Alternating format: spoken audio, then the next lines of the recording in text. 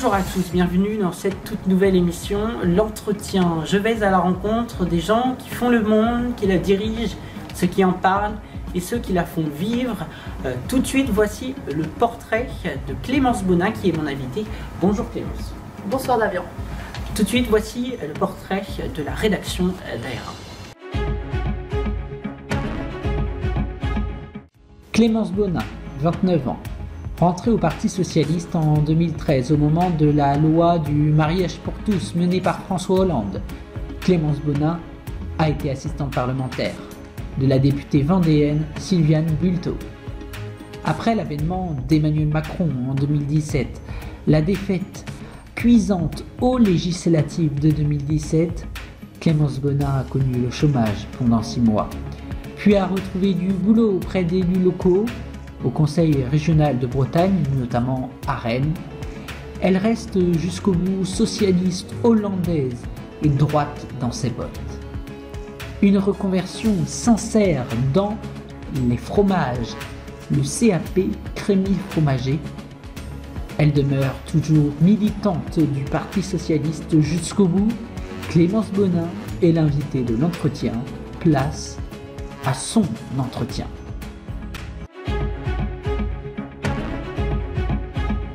Alors la première partie est consacrée à la politique au fromage. Racontez-nous votre parcours. Donc j'ai commencé par faire un DUT information et communication, option métier du livre. Ensuite j'ai fait une licence information communication. Puis j'ai fait un master de communication politique et publique à l'université de Créteil. Ensuite professionnellement j'ai été pendant 5 ans assistante parlementaire. Et puis j'ai travaillé également dans un conseil régional par la suite. Et c'est il y a très peu de temps, j'ai décidé de me réorienter et de changer complètement de voie professionnelle. L'engagement politique pour vous, est-ce que c'est du passé ou militant, plus côté militant? Oui, voilà, justement, c'est pour ça que j'ai aussi eu envie de changer, c'est que j'étais à la fois militante et en même temps c'était mon métier. Et je trouvais qu'au bout d'un moment, je trouvais plus la frontière forcément entre le professionnel et le militant. Je savais plus pourquoi est-ce que je militais, est-ce que c'était vraiment parce que mon métier dépendait du politique ou pas. Et donc j'ai trouvé plus sain de changer complètement de branche et de continuer simplement à militer. Alors pour vous, la politique, est-ce que c'est fini? Absolument pas, non. Je pense qu'aujourd'hui, si ma carrière entre guillemets professionnelle dans le monde politique s'arrête, je continue toujours à m'engager au niveau local, dans des associations. Voilà, je pense que c'est un virus, une fois qu'on l'attrape, on n'en sort pas si facilement, quoi. Et pourquoi vous quitté la politique donc pour les fromages, puisque vous êtes en CAP Crémier Fromager? Eh bien parce que je cherchais une reconversion professionnelle et je suis partie d'un constat assez simple. Qu'est-ce que j'aime dans la vie, qu'est-ce que j'ai envie de faire, voilà, je voulais quelque chose d'un peu plus terre à terre aussi, avoir peut-être moins le sentiment parfois de brasser de l'air, d'essayer de faire des grands plans de communication. Je voulais faire quelque chose d'un peu plus utile, d'un peu plus concret. Et voilà, je me suis demandé ce que j'aimais faire aussi dans la vie. Et je me suis dit que j'aimais les fromages et en fait je trouve que voilà, travailler en fromagerie et faire ce CAP c'est une bonne manière de se rendre un petit peu utile de manière plus concrète. Et pourquoi cette formation, pourquoi un CAP? Est-ce que de fait de revenir en CAP, qu'est-ce qui change? Je pense que j'avais pas envie de reprendre des grandes études, donc en fait j'ai fait un CAP parce que c'est une formation qualifiante en 2 ans. Et puis j'avais pas non plus envie d'arrêter de travailler. Donc le fait de faire un CAP permet de continuer à travailler en fait. Voilà, parce que je me voyais pas revenir à 100% sur les bancs de l'école en fait. Alors là ça allie les deux, il y a les bancs de l'école et en même temps la partie professionnelle. Votre point de vue à présent, vous étiez donc sous l'étiquette du Parti Socialiste. Est-ce que vous avez vu les mouvements sociaux arriver, celle des Gilets jaunes et celle de la grève syndicale depuis le mois de décembre?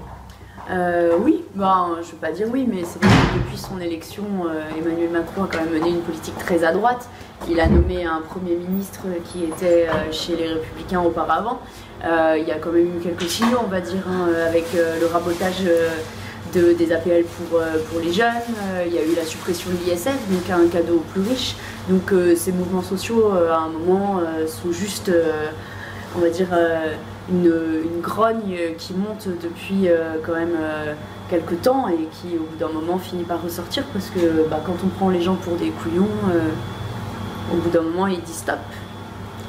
Et pensez-vous que la grève peut s'arrêter, même si dans les transports ça a commencé à s'affaiblir parce que les gens ne peuvent plus faire grève éternellement?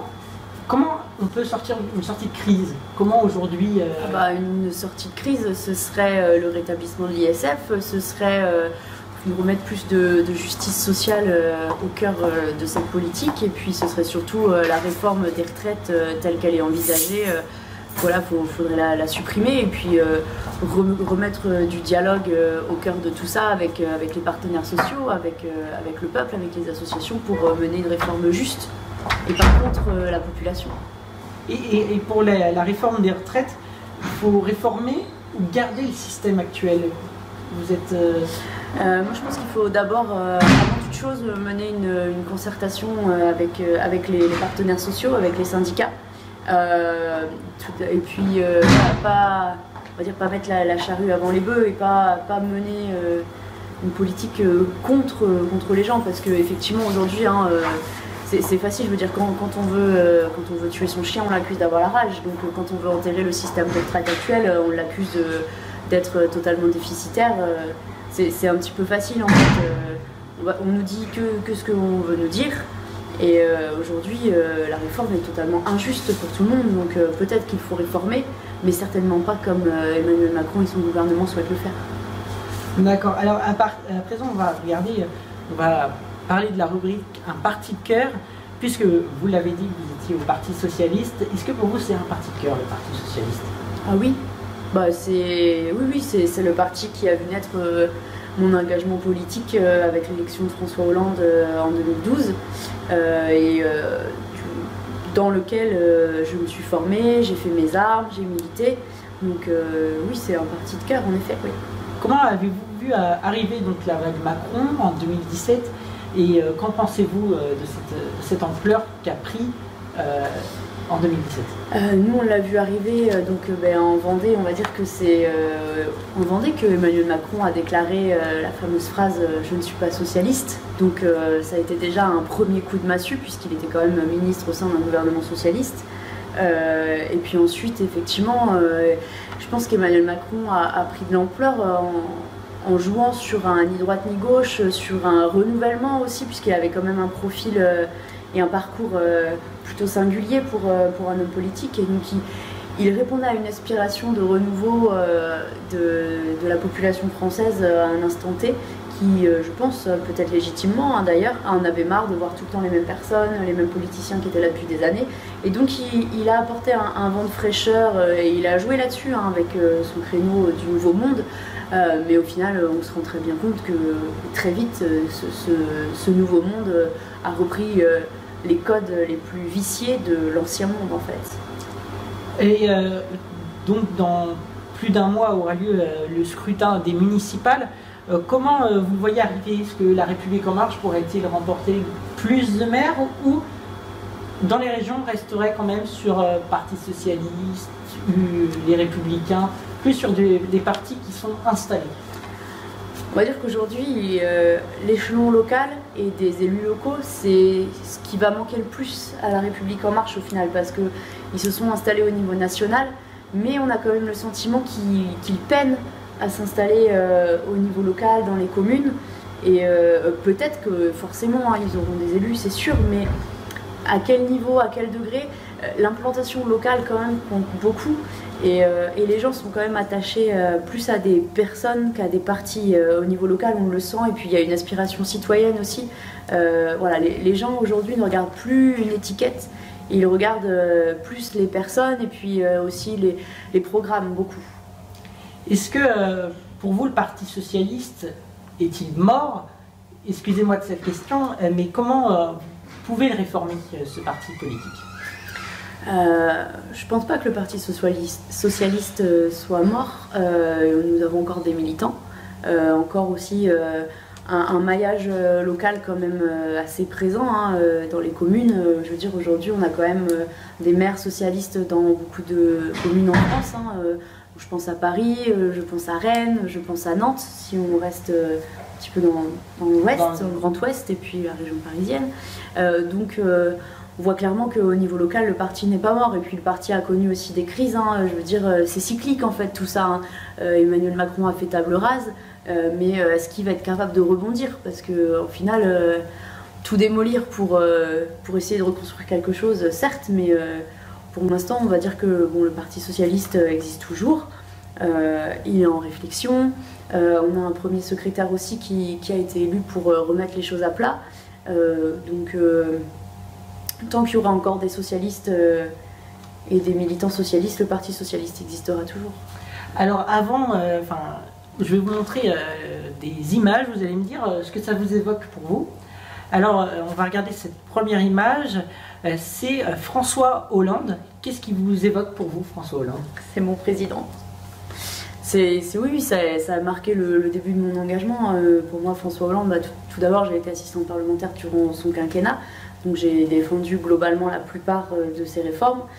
Certes, voilà, il y a eu des erreurs dans ce quinquennat, notamment peut-être à la fin, mais ça a toujours été un président digne, un président qui avait au cœur la justice sociale, qui avait au cœur de défendre voilà, une certaine idée de la France, à cœur de défendre le service public.